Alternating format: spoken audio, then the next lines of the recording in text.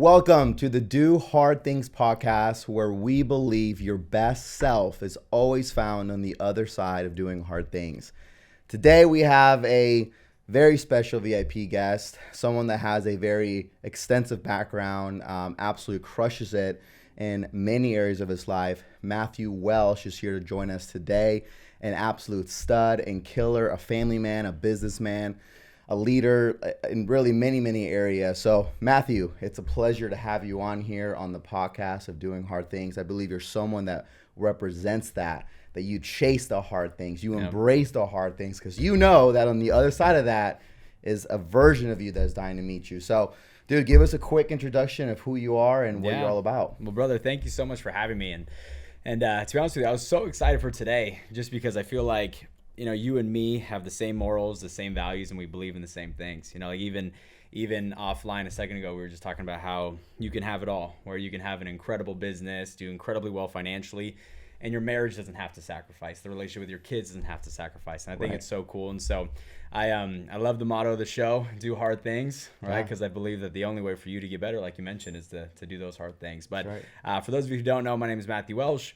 I actually started out in the insurance space back when I was 19, so got into the financial industry and did pretty well there. Ended up building an agency that now has over 1,100 licenses in it.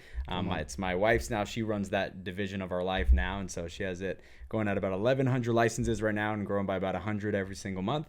And also got into the real estate side just because we've had so much excess capital coming in that I started investing in real estate and grew a portfolio to over 12 million. And we're actually in the process of actually selling off that portfolio as we speak. And so, got a lot of great stuff. And now I do a lot of, mentorship and business consulting, the whole nine yards there. Yeah. I love how you were like, we had an excess of cash. That's a good problem to have. Yeah. You're like, my insurance company is bringing in so much cash. I don't know what to do with it. I should go buy real estate.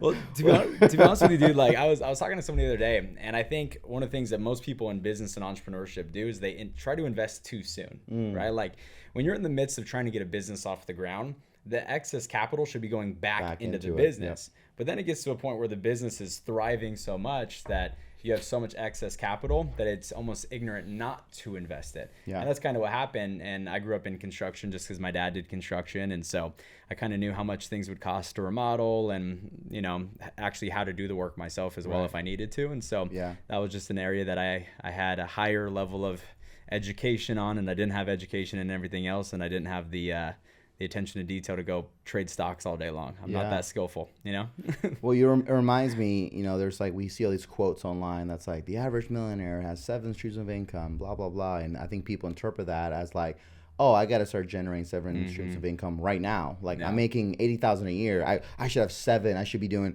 crypto, and then I should be doing, Forex, and I should be doing, insurance. And then, let me do solar on the side. And like, let me also do Uber. It's like, no. Master one thing, become exceptionally well at that one thing, and then you said it right. And then when you are first starting to make money, reinvest back into you, because you will always be your best investment. Right. You will always be your best investment. Right. Not even real estate or your company, like you. So first of all, right, you invested back into you, into your company. Then sounds like, of course, you got there, you start to reinvest into other things. So walk us through that. I mean, what did it take, right? You mentioned you have an insurance business with 1,100 licensed agents. That's amazing. Walk us through, like, what was that like for you? What was that journey of you first building that first income? Yeah. Well, man, a lot of work. Right, a lot of work, because I got in at 19. So one of the benefits of getting into like anything business related or entrepreneurship. How old are you now? I'm 28, so just turned 28 a couple months ago, and so I got into it at 19, and I pretty much slept in the office. Right, and that was one of the benefits, because I didn't have my wife at the time, I didn't have my daughter, our daughter that's on the way, I didn't have these overwhelming amount of responsibilities. So I literally just slept in the office. So I remember I came in and I met somebody regarding the business on a Friday. And he broke down the business. On Saturday, I went in for a financial seminar. Monday, I quit everything that I was doing, right? So I had a marketing website company that I had been working on for a year with a business partner of mine, and I dropped that cold turkey. I was working as a cold side chef, and I can't cook to save my life, by the way. My wife will tell you that, I promise you. But I was working as a cold side chef in a restaurant to support us as we were trying to get that business off the ground. I called that person and said, hey, I'm putting in my 2 weeks because I didn't want to leave them cold turkey. I just didn't feel right about it. And so I left everything that I was doing, and I just dove into the space without making a single penny, right? And I just saw an opportunity where I can build something that I can keep one day. I saw an opportunity that I could take care of my family who really needed me at the time, because I had a dad that was battling cancer. And I saw it as an opportunity to have the life that I always wanted. Yeah. You know, because I grew up in a place called Claremont here in San Diego.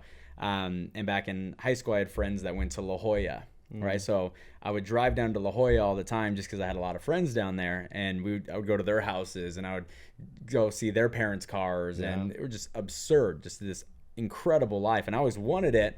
I just didn't know how to get it. Wow. And so when I came in at 19, I finally saw an opportunity for me to get it. Yeah. Right. And so it was more of a selfish, reason at the beginning, but I think that's how it typically starts with most people. Like, I feel like every successful person started with selfish goals, and then they get all the financial success they want, and they realize they're unfulfilled because it was about them. Yeah. And then that's when most people transition to trying to help other people. But in the very beginning, it was 16, 17-hour days. I don't think I took a day off for my first 2.5 years, 3 years in the business. Wow. I just dedicated every ounce of me to it. Yeah. Yeah, I love that. When I was in high school, similar story. I hung out. I was like, I wouldn't say I was like lower middle class growing up. My parents did okay, but I hung out with also a lot of kind of like the rich kids in my area. I grew up in Ohio. Okay. And similar story. I just somehow got I don't really remember how, but I just somehow got connected with them. And I hung out with the people that went to the private schools, you know, and I was I was the one person in like the kind of like average public school system, but yeah, for sure. Same dude, I got to hang out, and they're like, whoa, they drive Cadillacs and they drive Mercedes, and I had a 1997, Ford, Escort, green. I still remember it. A green Escort. It has this big hole in the back seat.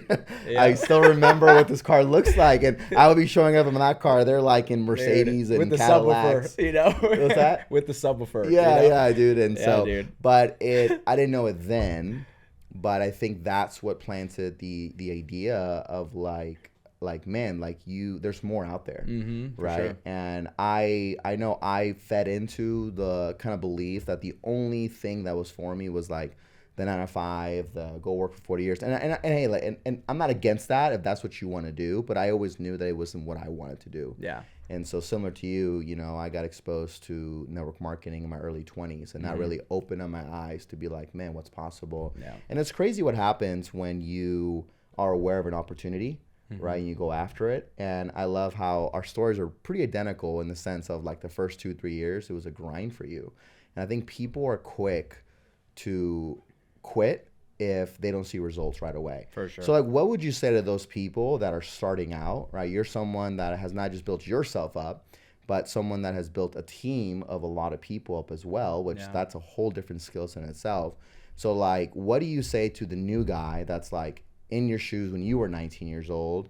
Because right now we have this instant gratification world where people want to see results now. And if they don't see it, they quit. I did this for 90 days. It doesn't work. Yeah. No, dude, it takes time. Yeah. Right? It takes 9 months for a baby to be formed. It takes 2 years for an elephant to be formed. Give it time. So what would you say to those new people? What if you could talk to, 19-year-old you, what would you say to that person that's just starting out? Yeah, dude, that's a great question. I would just say the day you plant the seed is not the day you get the fruit. Oof. If I went into the backyard right now and I buried a seed and I watered it every day for even a month, it would be complete ignorance for me to think, I'm going to have a fruit tomorrow. I love guacamole, so I'll grow as many avocado trees as I possibly could, right? Yeah. But the day I plant the seed, I'm not going to get the harvest the next day. So there's got to be patience. You got to have patience when it comes to building something. And then you also got to realize it takes time to develop skill, right? They always say 10,000 hours or 10 years, right? And so to master something, right? 10,000 hours or 10 years. And so my philosophy was, all right, well, I don't want to wait 10 years, right? So how fast can I put in these 10,000 hours? Real intentional hours. Yeah. So that's the first thing that I would say is just be aware that it's going to take all of you up front. The second thing that I would say is make the commitment and decision up front that you're not going to quit. Okay. I think when you make that, burn the boats type of decision, it makes it a lot easier to take the island because you have nothing to retreat to. Right. And so for me, when I got in, I got rid of all plan Bs. I got rid of all backup plans. I just didn't believe in it. Right. I was like, you know what? If I really think this can get me to where I want to be, if I know that the path is there, it's just going to require me to work hard, then I'm going to burn all boats so that way I have nothing to quit. Right. So I always just tell people, like, rule number one, make the upfront decision that you're not going anywhere because it makes everything else easy. Like when, I'm trying to learn a skill, I can't learn it. Well, I'm not going anywhere. Might as well learn the skill, right? I'm scared to do this. Well, I'm not going anywhere. So it's either I face that fear now or I'm going to regret it in 20 years that I didn't face it today. For me, that was public speaking, right? There's just all sorts of things like that. So I would just say, be willing to put in the hours. And then last thing that I would say is find someone who's already done it that has a vested interest in you. That's good. Right? Like that's so important. And not just someone who's already done it, someone who has a vested interest in you. Wow. And so, one thing that I loved about the financial space, and I know it's the same thing in the solar space, right, is that you have people where the better you do, the better they do. Right. So why in a million years would they ever recommend for you to go do something that's not going to put your family in a better spot? It just doesn't make sense. And so when you find someone who has a vested interest and they have the success that you want to have, they have the life that you want to have, and not even just financially and in business, but they have the marriage that you want to have, they have the relationship with, whatever they believe in, right? Like when they have all of those things in place, right, now you start to bridge the gap quicker. Yeah. Because it's kind of like if I put in a GPS, the GPS already knows all the slow routes. It knows where the potholes are. It knows where the policeman's waiting out. It knows the roads what not to take. It knows the roads that have traffic going on right now. So your GPS automatically calculates the quickest route between where you are and where you want to be. Yeah. Hence why I'll go 20 minutes and I always type in a GPS, even if I know where I'm going, just because I want to get there as fast as I possibly can. Right. Well, that's kind of like having a mentor. That's kind of like having someone who has a vested interest in you because they've already hit the potholes or the potholes. They already know which roads which roads to take. They can see the traffic coming now from a mile away, so they know which exit to take if needed. So having someone like that in your corner in your life makes it a lot easier to succeed quickly. Yeah. Dude, God bless GPSs. Remember the days of MapQuest? Going to every soccer tournament on MapQuest and missing the exit. Dude, I still remember my parents asking us, "Hey, print out the MapQuest," and then you're in the car like all right, and then you I think we missed it, and then you're you don't know. Dude, God bless so funny GPS. I think we sometimes forget how much of a value add that is to our lives. For sure. That's a great analogy. I never really thought of mentorship like that, like a GPS. It's true. GPS just they know more than you, right? And they have more data than you, and they know where the rush hour is at, and sometimes they'll know hey, you can either go here or you can take a back road, and it'll save you 15 minutes because it knows it's clogged up. So what are things that you look for in a mentor with where you're at right now? Because I think we always should have a mentor, because the moment we think that we're not students anymore, then that's the moment we actually start declining. And it can be, I've been there before where I'm like, oh, I got it. I don't need anybody anymore, and that's when I started to see I got stagnant. So what are the things that you look for in a mentor today? Yeah. I mean, proximity is power. And so I want to be as close to them as I possibly can. And not just from an emotional and friendship level too. Cause I think one of the false beliefs is that you can't have a friendship with your mentor. And I think, I don't know, I've always disagreed with that, because I realize that the people that I'm closest with, I have an easier time coaching because I can be brutally honest with them about the things that they need to work on.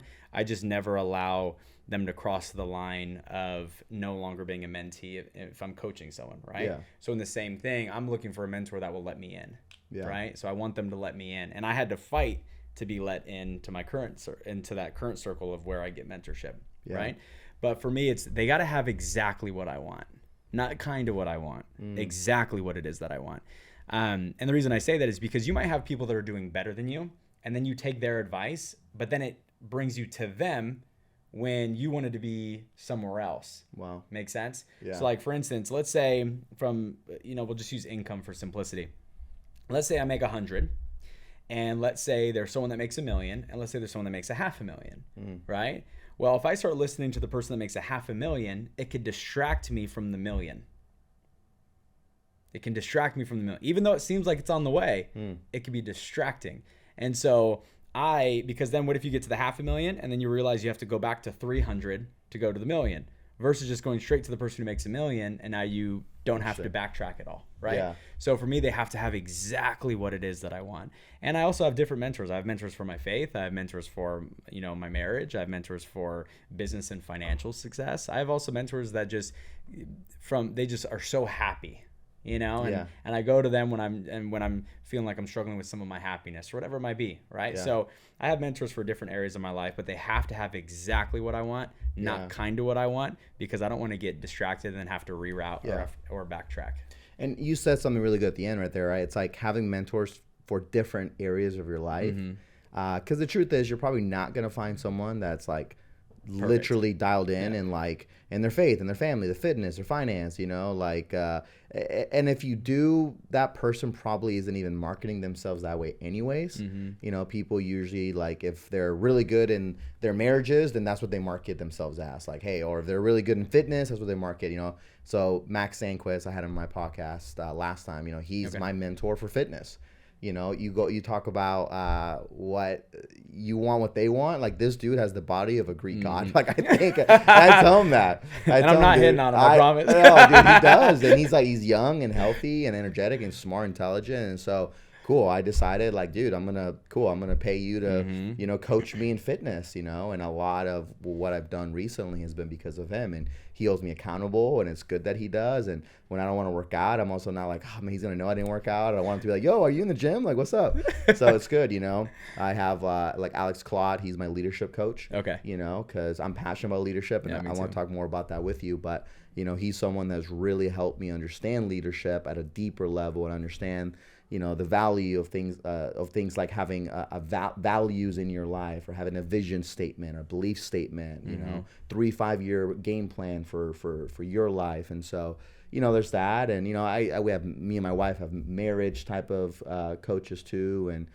And you said friendships too, right? Like, I think some of my mentors are also friends. They're not all like paid people. Yeah. Some of them are paid, sure. But I would say actually at least half, and not more, are just more or less friends that genuinely want to see me grow. Yeah. And they're just like, hey, we're doing this out of the kinds of our hearts. Because what I've discovered is the ultra successful understands that if they make life about others, life becomes bigger. 100%. But when they make it about just themselves, life becomes very smaller. And we do believe in a universal principle of sowing and reaping, that hey, if you sow mentorship, if you sow goodness, if you sow wisdom into others, right, then you will be blessed, right? And it's going to come back to you in one way or another.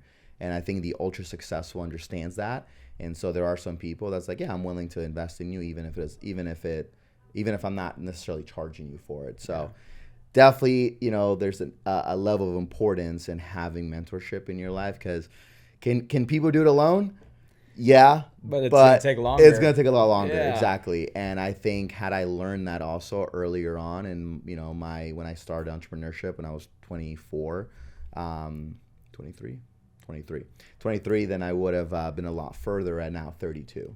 So it's good that you talk about that. Let's dive into you talk about leadership, right? And you lead a team of 1,100 agents, and that's no easy feat. Talk us through some, like, what systems and processes do you have? Because I think when you get to that level, you're not so much managing probably people. You're probably more or less managing systems, right? And because, if you're managing 1,100 people, that's a lot of work to talk to them individually. Well, so I'm sure you're not. So just talk us through what systems and processes have helped you scale. I have a vision of 10,000. I call it 10,000 men and women of valor. So that's 10,000 people in door-to-door. Right now, our team is 350 door-to-door sales reps. Nice. And I have a crazy vision of one day getting to 10,000, and it's probably gonna take a decade or less, right? And I've learned, like, as we get bigger, the systems have to get more dialed in. So, kind of long-winded question here, but yeah, what are some systems and processes that have helped you get to where you're at today? Yeah. Well, dude, I know you talk about 10,000. What if you hit 1 million? Yeah, of course. Like what if you hit 1 million? Yeah. And so one of the things that shifted my belief recently is a lot of times we will build what we see. right? So I'm not familiar with the solar space in any way, shape, or form, just to be upfront with you. But on the financial space, a lot of times we'll see like, all right, well, this person has X amount and they did it in X time, right? Right. So they did X amount and they did it in X time. And then the thought that always goes to my mind, well, we're better now. We have them. Why can't we do that in a 10-year goal in 1 year? Right? Mm-hmm. And so the way that I started thinking about that is through like what you just talked about is systems. It's the only way. Systems and leadership, right? So I kind of break down all businesses into three categories, right? So we have volume, okay, right? Which is in a team building type of environment. How many people can we get into the door to see the business, right? Then we have the actual system, which is how do I take somebody from A to B? A being they just started with us, B being they're fully trained and they can start selling, right? And then category number 3 is leadership development. How do we take them from I'm now a trained person that can go get a result on my own to somebody that can now teach other people to go get a result all on their own, right? Yeah. So I categorized it into those 3 things. So I have systems when it comes to bringing in the volume. How many sales reps can we get in the door, right, working with us? Then there's the systems that trains people. So now it's how systemized can I make things? Can I make things all streamlined? Can I remove thinking? Right.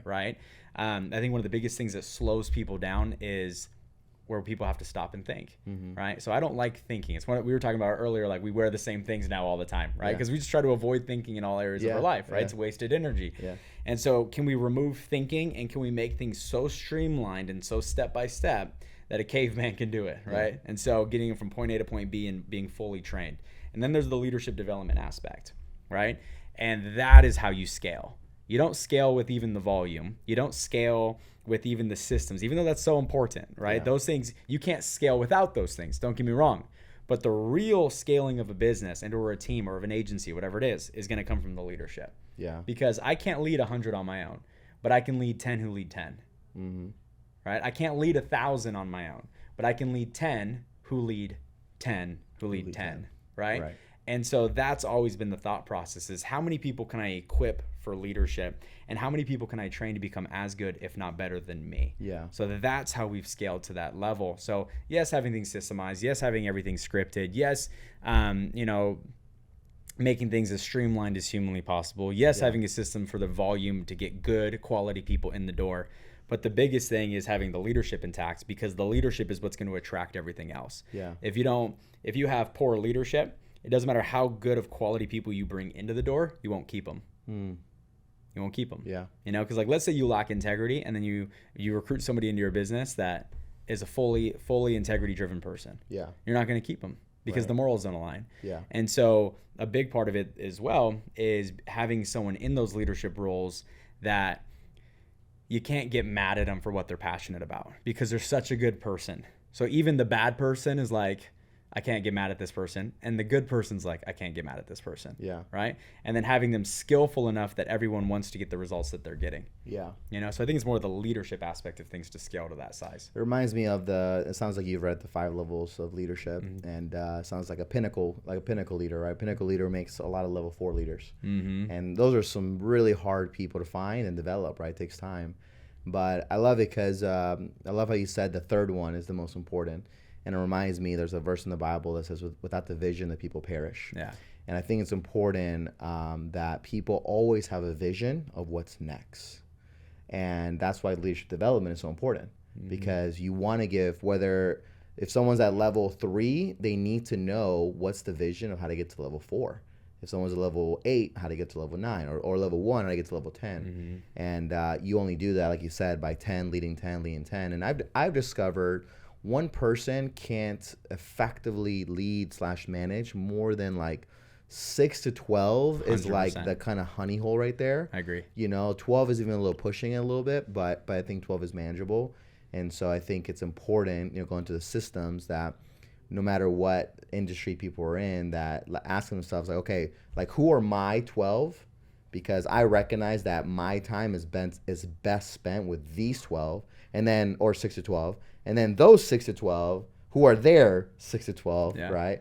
And then if you do that, then everybody at every level has like the next level, right? And if everyone is, you said earlier, there's a vested interest, right? Mentors should have a vested interest Because if I have a vested interest to be like, hey, I can't win unless these 6 to 12 win, then cool, I'm going to pour into them a lot. And then same, if those 6 to 12 understand that their 6 to 12, they can't win unless their 6 to 12 win. Right now, it's like a beautiful kind of collaboration and system to where, and I think that's why it's important to also make sure that, you know, I guess you can say the pay in a way is aligned to where nobody can win unless the person below them wins. Exactly. Where corporate America, can be opposite. It's like, oh no, 100%. I don't want you to win, right? Because if you win, then that might mean I lose my job, right? Or that might mean that, oh, it's gonna be harder for me to get my promotion. For sure. And so it's cool that you know, like it's aligned in such a way where we can both win and stuff like that. So well, you look at, I mean, Jesus went 12 wide.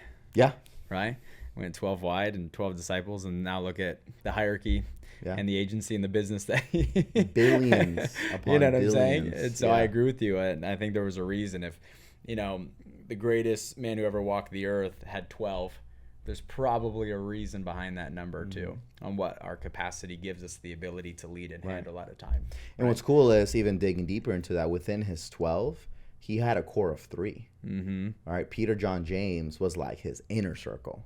You know, they were the only 3 that got to go up to the mountain where they saw him transfigured, you know? So, like, even looking deeper into that, it's like, although he had 12. Yeah, 3. Right? And the 3 but he still has 3, 9. exactly. And so, and then, I mean, within those 3 was Peter, right? And Peter was, you know, Peter, John, James, right? John wrote Book of Revelations. And, you know, and so, you know, those 3, outside of Paul, had, like, the greatest impact, really, in the ministry.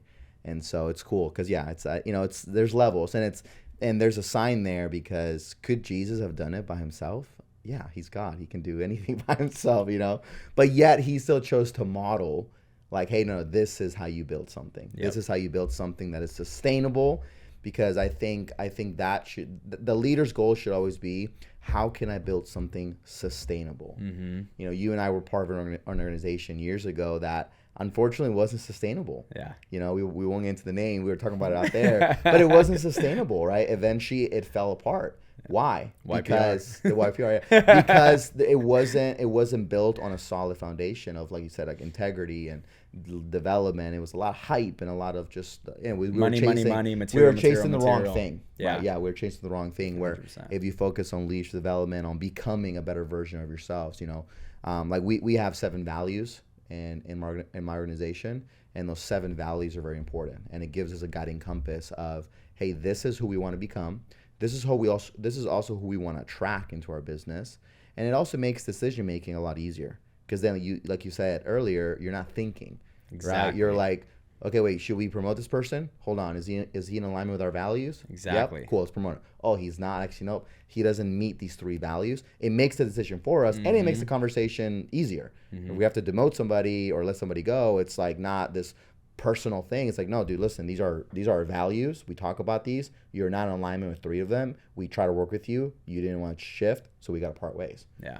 And I've realized, like, having things like that have also been very helpful too. Yeah. Dude, talk us through so you mentioned insurance. So talk us through insurance. I want to learn about insurance. So I have an IUL, right?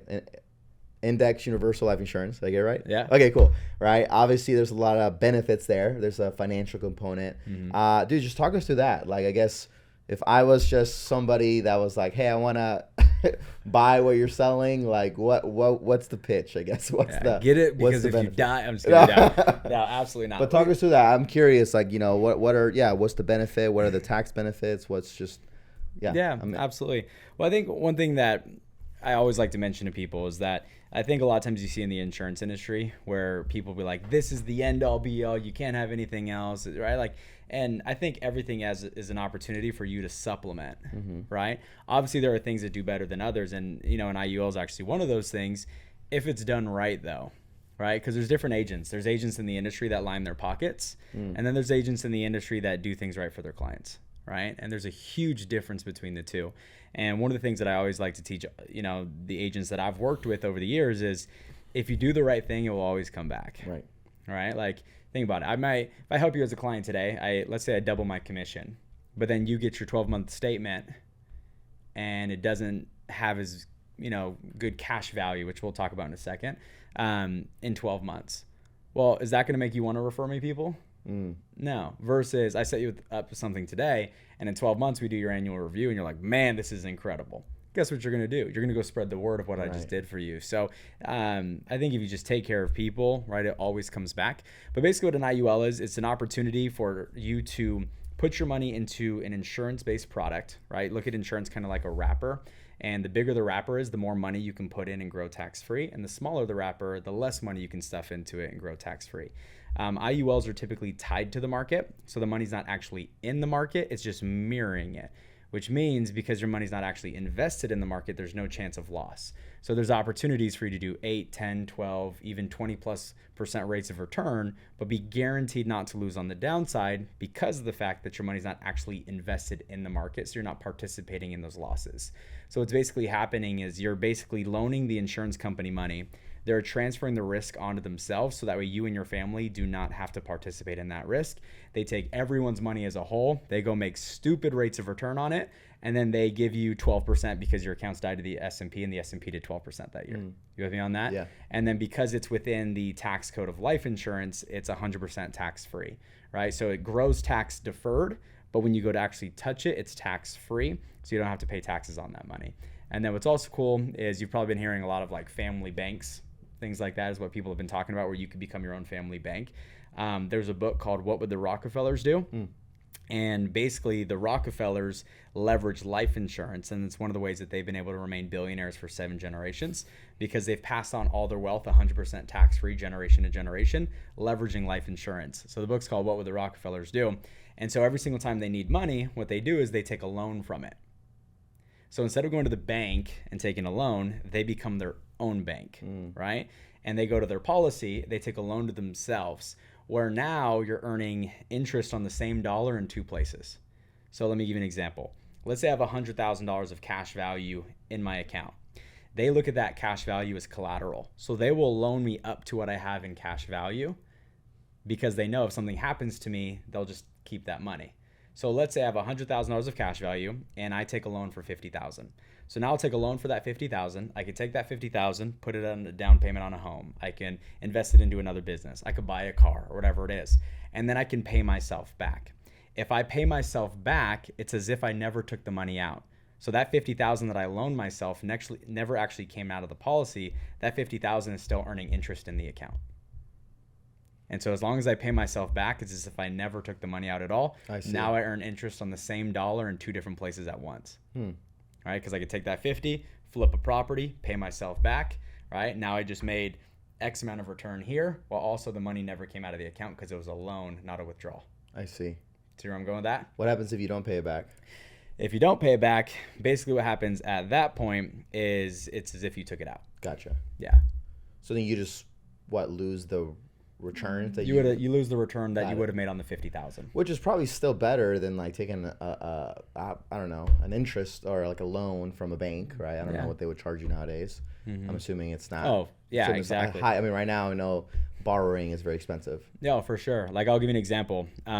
What a client that I helped years ago called me this morning, and she had a couple $100,000 of cash value within her account, and she called me and she just said thank you. Wow. I said, for what? She said, I was buying an apartment building and I needed an extra $50,000. I tried to get a hard money loan, but that was at 13%. And so I took a $50,000 loan to myself and it's at a 2.5% interest rate. But the money has also been averaging 8%. So that's still a net 5.5%. So that 50,000 is still netting 5.5% rate of return. Yeah. You with me on that? Yeah. Right? And she said, I couldn't be more grateful. Yeah. All right. I went through all these different things and I realized last minute that I had this insurance policy with all this money in it and I didn't withdraw. I just took a loan to myself, bought the apartment building. She's going to flip that apartment building. She'll pay herself back. Now I'm interested what mine is. I've had an IUL for 2.5 years. I'm like going to be either really happy or really upset on what the cash value. Well, like I said, it comes down to structuring, that. I can't stress it enough because they're not all created equal. Sure. Like not even a little bit. And so you got to have the right professional, and then you also have the right type of product because not every single IUL allows you to take loans while earning interest at the same time either.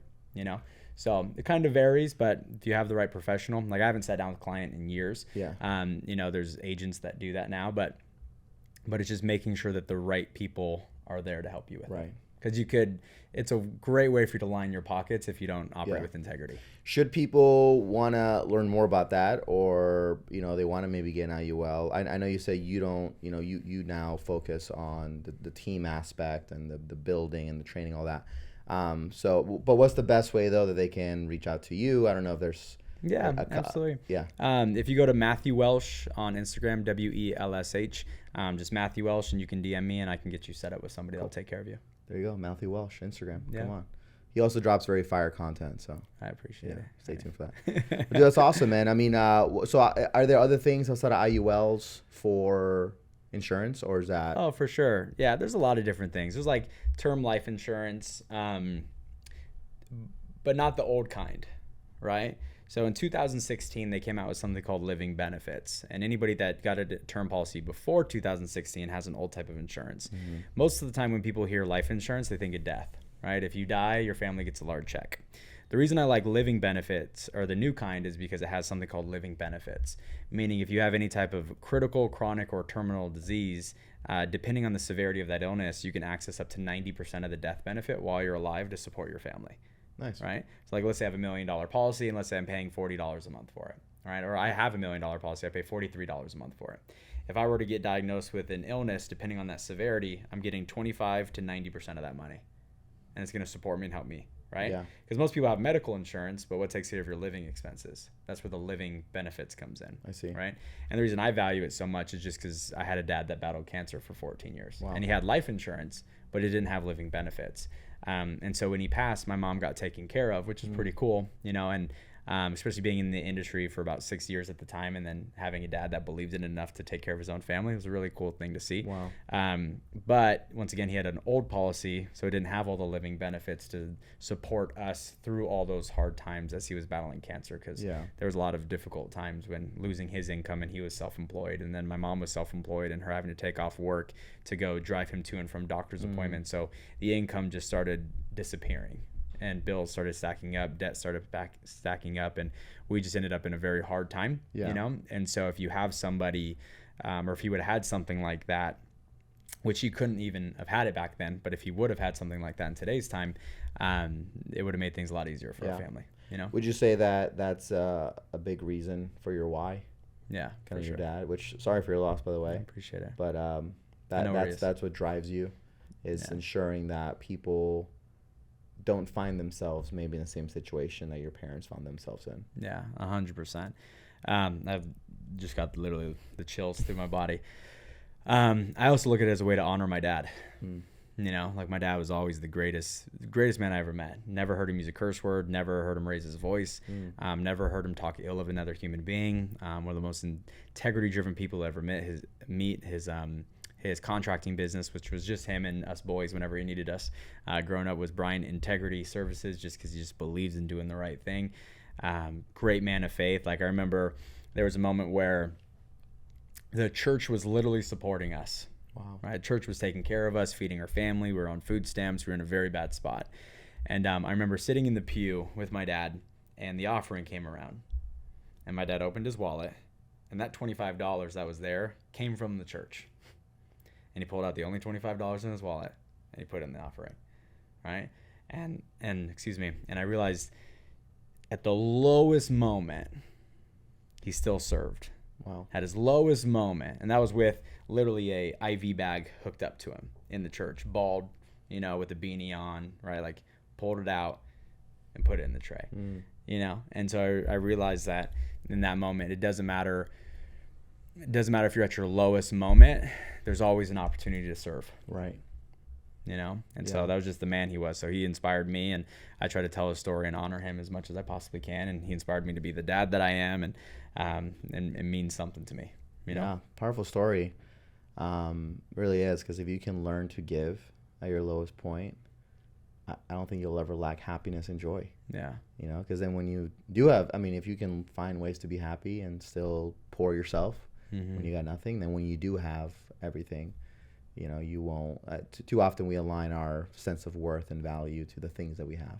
Yeah. But really, it's in what we're giving, and it's sacrificial. It's like it's like in the Bible, it talks about, there's a parable where there's somebody that gives, I don't know, $100, but they're a millionaire.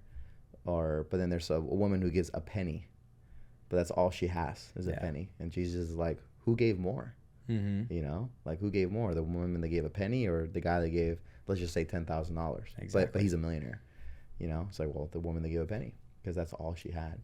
And so, powerful story. It's a good reminder that joy and happiness is found in giving. It's found in giving of ourselves. And yeah, so what was his name? Brian? Brian. Shout out to Brian for being just a great voice of influence. So it's awesome, man.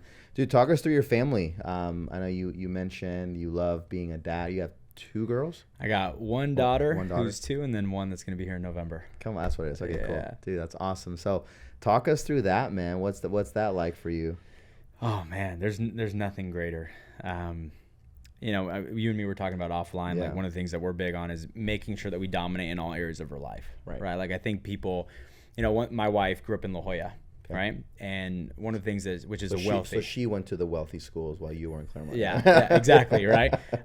That's how I actually met her, because my friends that I had down there. But one of the things that she always saw was parents were too successful and they never saw their kids. And so she saw all these kids on drugs and, like, all the time. And it was because their parents were never present and they were trying to get their attention, and that's probably the psychological reason. I don't know if it's the exact reason, but that's what it seemed like. Sure. Right.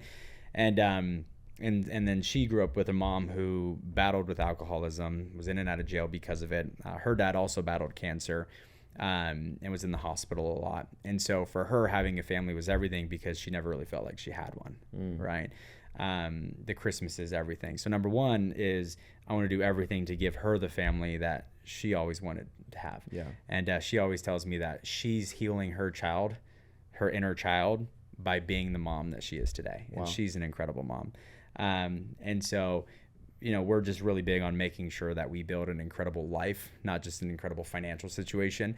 And I think the more intentional you are with your time, you can have it all, where you can have an incredible, successful, thriving business and financial situation, but then have an incredible relationship with your kids, where you're the actual example, right? Like, one thing I always talk about, like, the last thing I would ever want is, if I have a son one day, for him to grow up putting on another man's last name because they went out and chased a dream and I didn't. Wow. Right? Like, you see all these people, they put on LeBron jerseys and Messi jerseys. And here's the deal. I appreciate and I respect talent. But the fact that you have to wear another man's last name in order to have pride, like, that's an issue.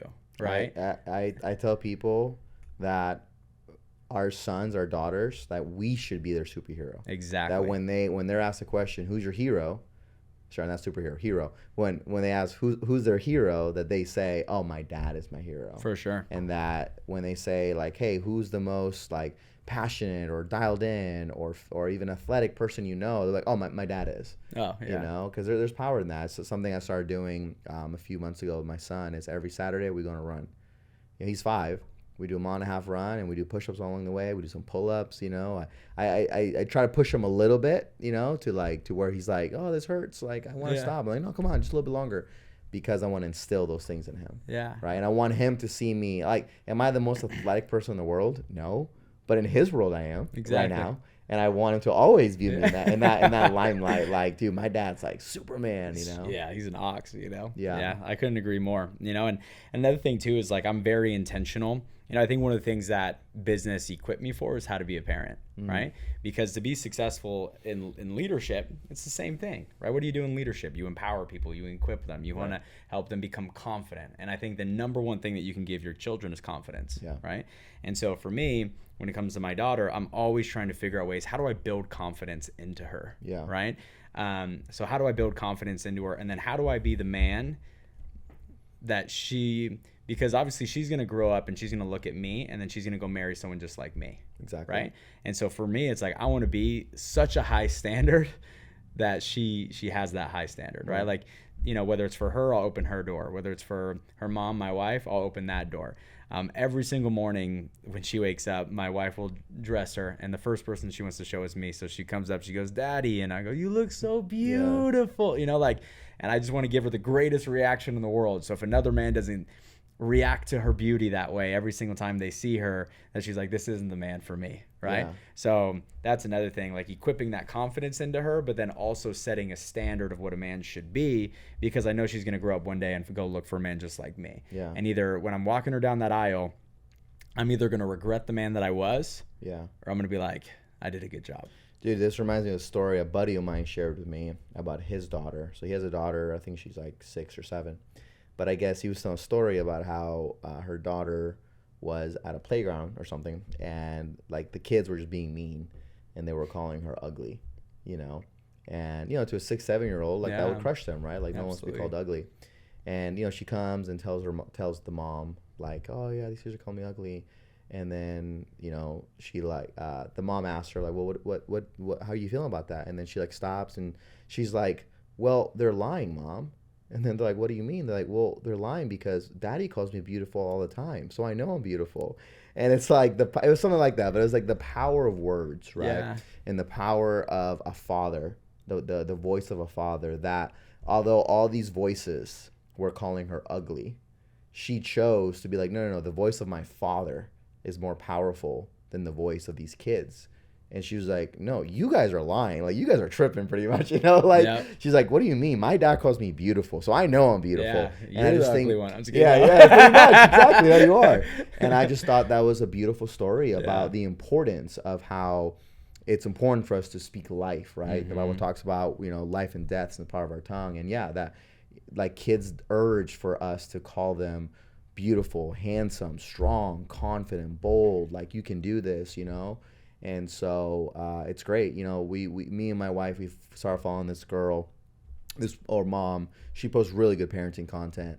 And like she'll kind of like outline like, hey, you can either approach a situation like this or like that. I think I know exactly what you're talking about. I don't know the name, but my yeah, wife yeah. sends me. She'll like, yeah, either like with fear or trust, you know, like instead of like, you know, don't do this, like, you know, say, hey, can I trust you with this, you know, and like those small little shifts in being a parent, I've discovered make a big difference. But you also compared it to business, same thing in business, right? Like, yeah, I feel like business prepared me for being a parent because for sure. you're still empowering people, and you know you're about to have a second one. You're gonna see like each personality is different. You know, what works for one kid may not work for the other. Yeah. You know, it's funny, like we have a 14-month-old now, and like his personality is coming out more and more, and we're noticing that they both are very different.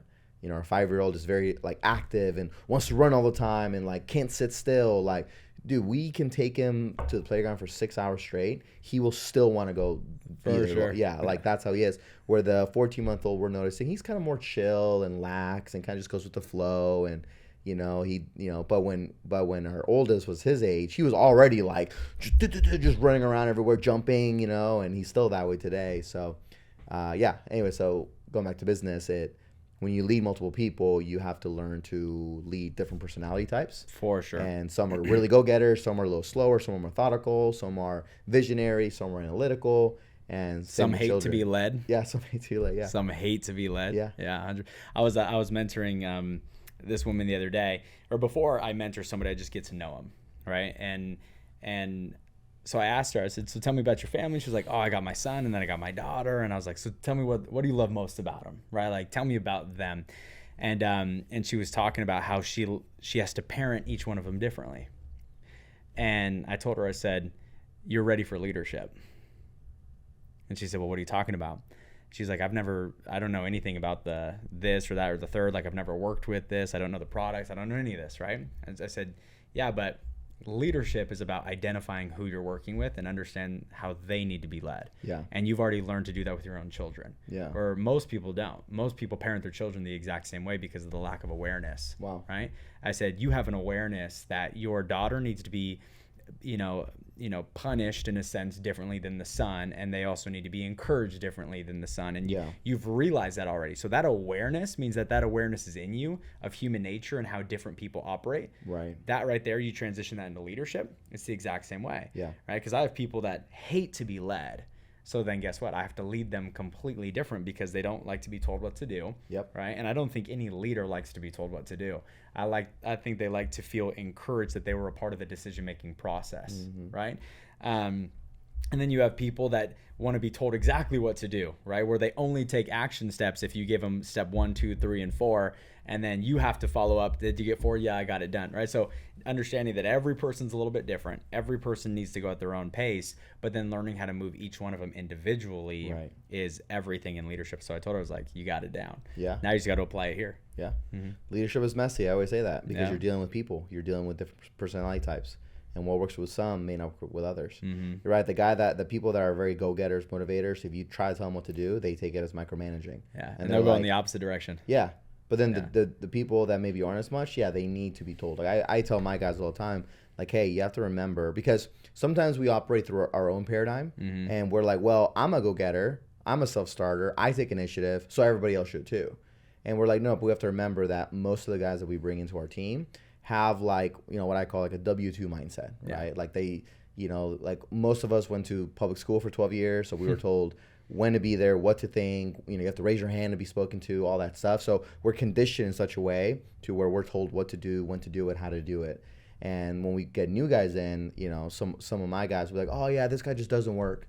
He's lazy. I'm like, well, that's a cop out of your leadership. Yeah, I'm like, well, have you given them structure? You have to recognize the majority of people that we bring on, like that are in their early stages, they need structure. You got to tell them what to do. Like, yeah, we're 1099s, and sure, like, we like there still is an element of like they got to do it on their own. However, like, give them the structure. Tell them like, hey, this is where to knock. Hey, tell them these are the hours I want to see you out there. Hey, this is how many doors you should be hitting, or how many people I want to see you talk to. Hey, at 9 o'clock, here's a video for you to watch. Like, give them the structure. Tell them what to do. Agreed. Because they actually need that.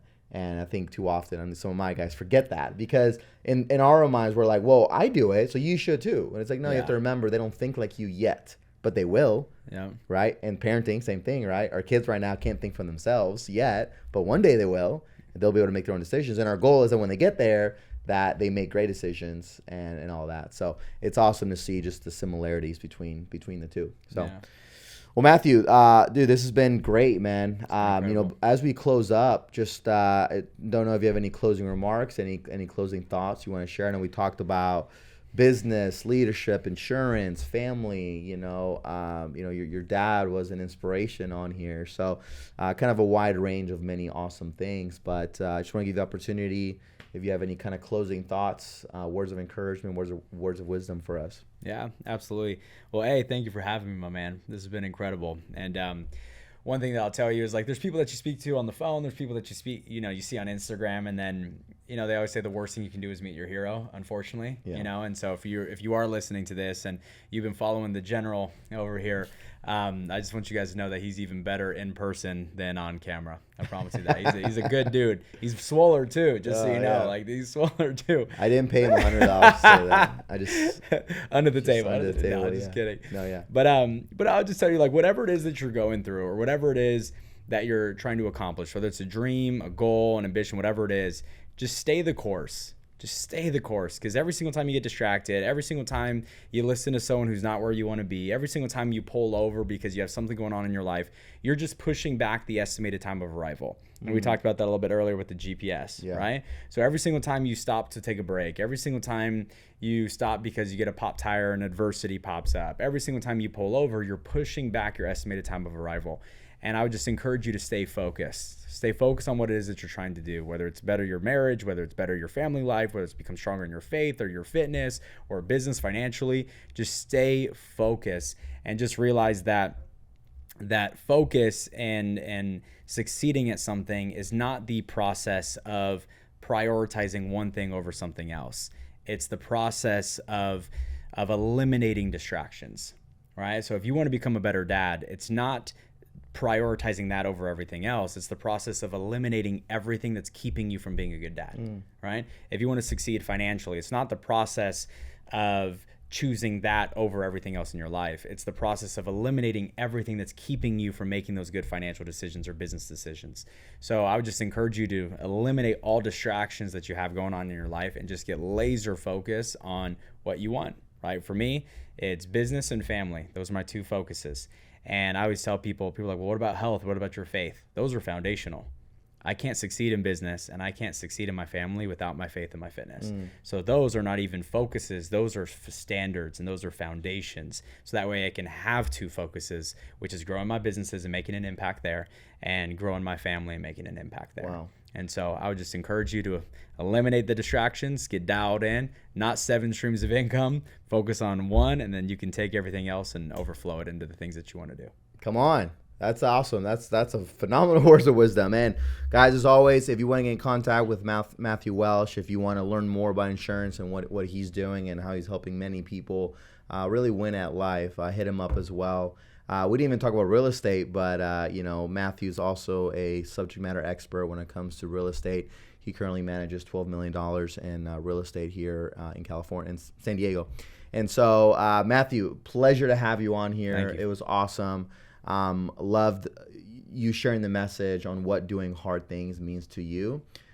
Because as always, we believe that doing hard things helps us become a better version of ourselves. So, guys, thank you for tuning in to today's episode. We will catch you at the next one.